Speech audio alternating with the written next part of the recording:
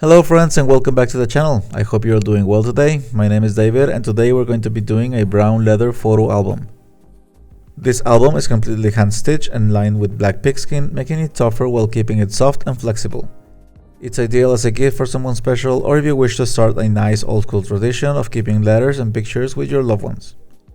So for this photo album, we'll start by gluing some pieces of brown leather with a black pigskin together and then work our way with the inner parts first. On one side we'll have a window frame for the photos and on the other side we'll stitch some triangles on each side of the album to keep some letters at hand.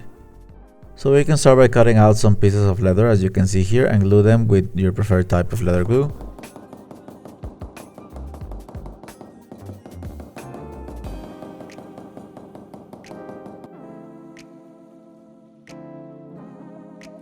For the window frames, I am actually going to use a large piece of leather, so spraying the glue with a plastic card or glue applicator is best. This tool helps you make the job faster and cleaner.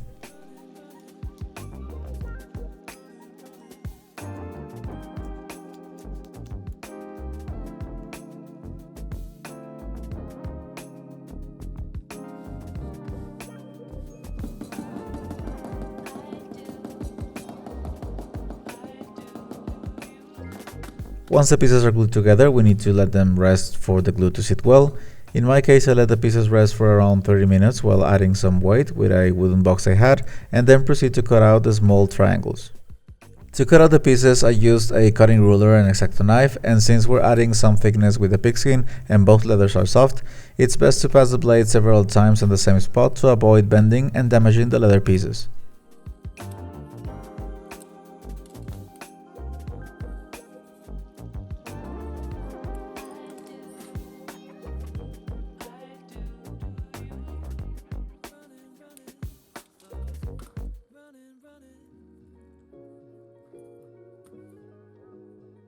We then need to make the stitching holes and saddle stitch the outer sides of the triangles we just did, and for that I'm marking the stitching line with an edge creaser and then using a diamond chisel and poly mallet to make the stitching holes. In this case I'm using a vintage edge creaser that leaves me 4mm offset from the edges to the inner side of the leather, but you can also do this by using your ruler and leather pen. So once that's done, I went on and placed a quick template I did on the large leather part for the window frames and fixed it with some tape to the leather so I could mark the very edge of the square with my scratch awl and then cut out the rectangle to the exact length I needed.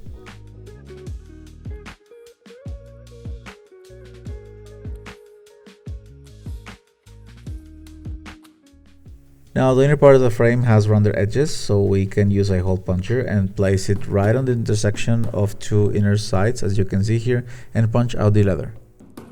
We repeat this step on all four edges of the inner part of the frame and then remove the leather with our X-Acto knife, following a tangent line between the circles we just punched out.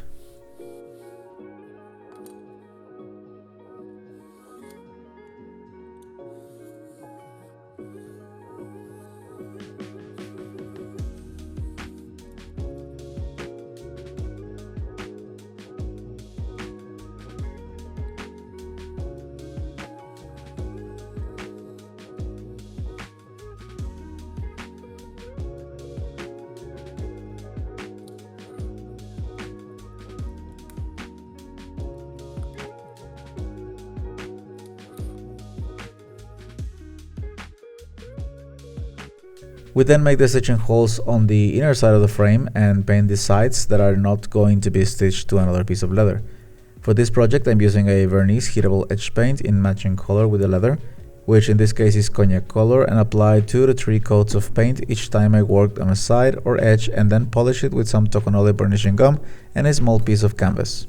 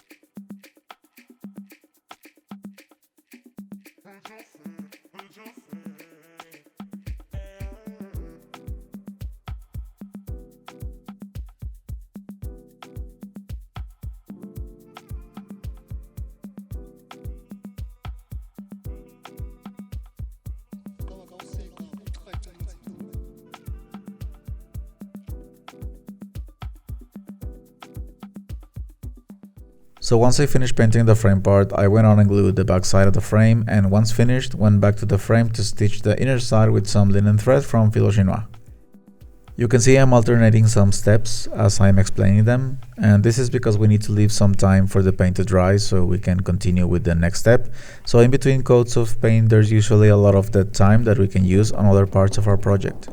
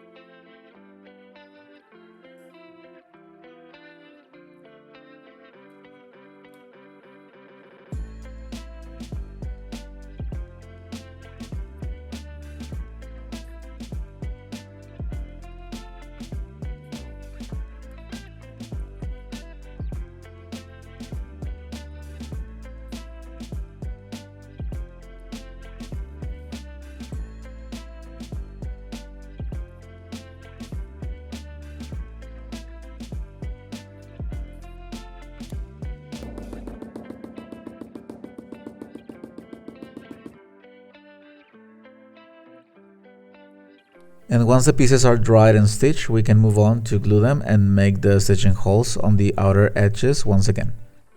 Since we're working now with thicker pieces of leather, we have to make the stitching holes before we glue all the layers of leather together. This will guarantee some straight stitching lines in our project.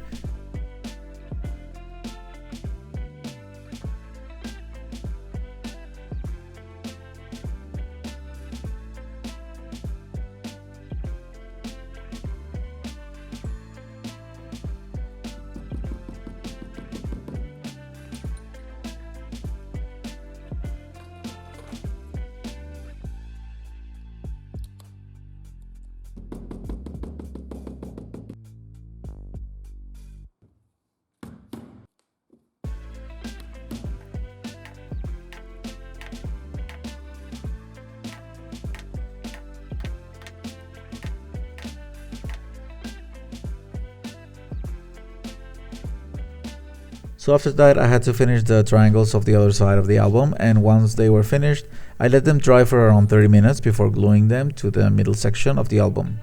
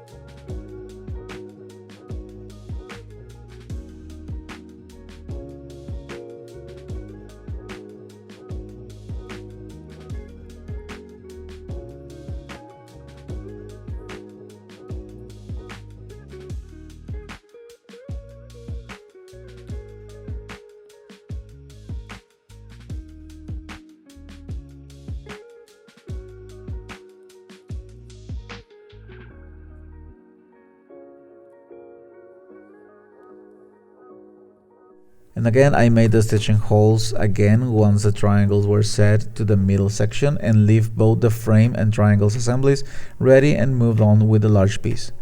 And I'm gonna leave you here with some shots of the process so you can see how these triangles are installed and the edges painted.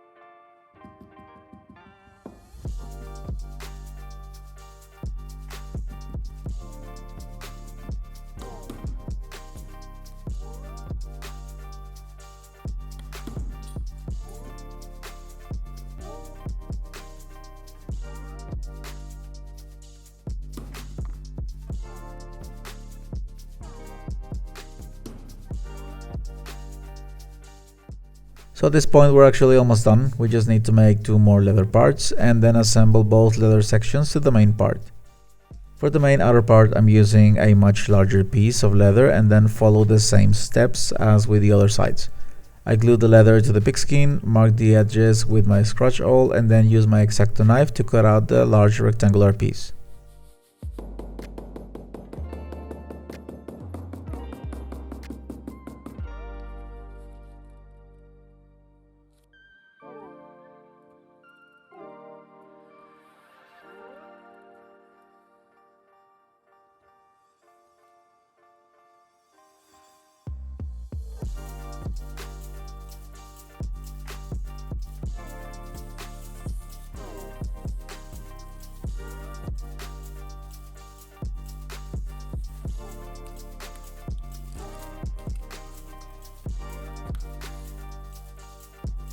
Once that's done, it was time to install the collar button, which is going to be the one used to close the album with a small strap we'll do later on.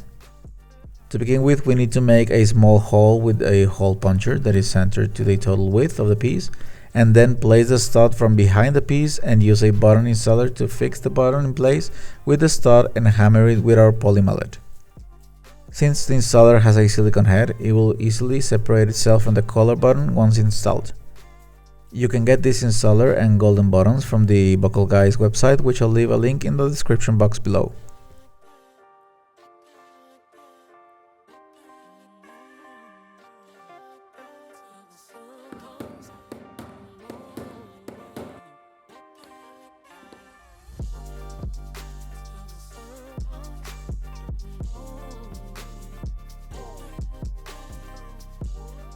And now to the last piece of the album, which is the tiny strap to open and close it. For this, I used a small leftover piece that was already lined with pigskin and went on and cut it to the desired length and width and round one side by passing the blade of my X-Acto knife straight in different angles until I got a completely rounded side.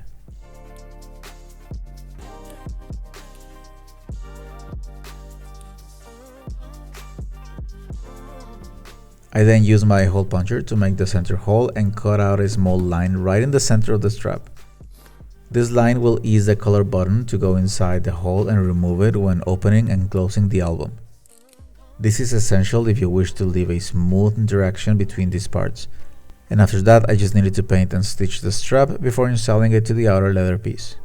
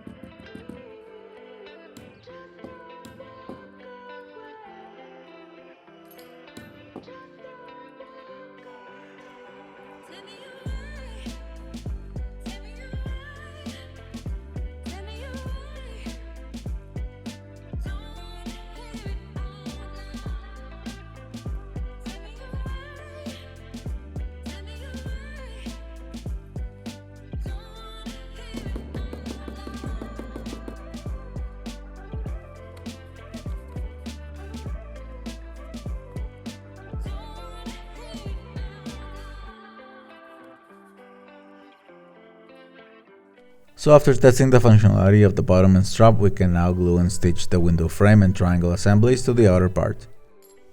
For this case, I start with the window section first, but you can start stitching both assemblies in the order you wish really. So first we glue the sides together and then we mark the stitching holes once again with our diamond chisel and start saddle stitching our album. Now you can do this in a single run, or you can do this separately as I did here by first stitching the smaller sides and then moving on to the larger ones.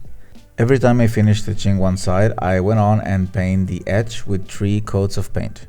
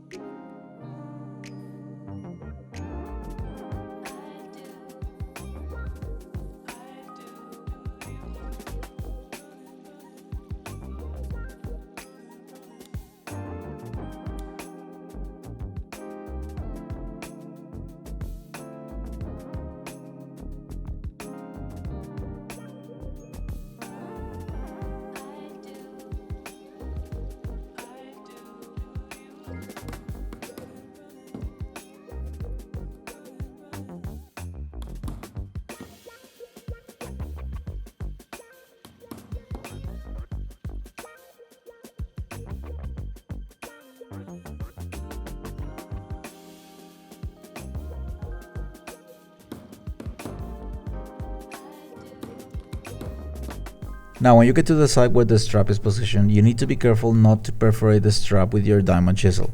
So I suggest you place a poly block or cutting mat in between the leather pieces as I did here, and then move on to make the stitching holes and finish your project.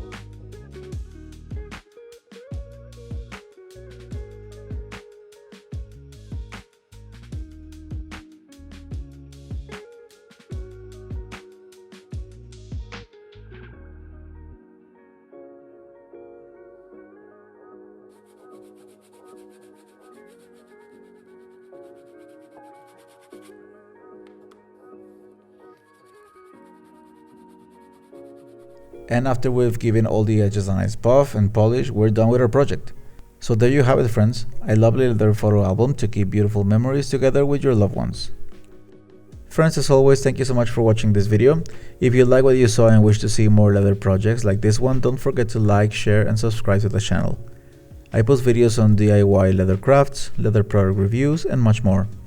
I hope you find this video useful. Let me know your thoughts in the comment section below, and as always, I'll see you in the next one. I'll leave you with some final shots of the album so you can see how the pictures and letters can be stored in both the frames and triangle assemblies. Have a great day, everyone.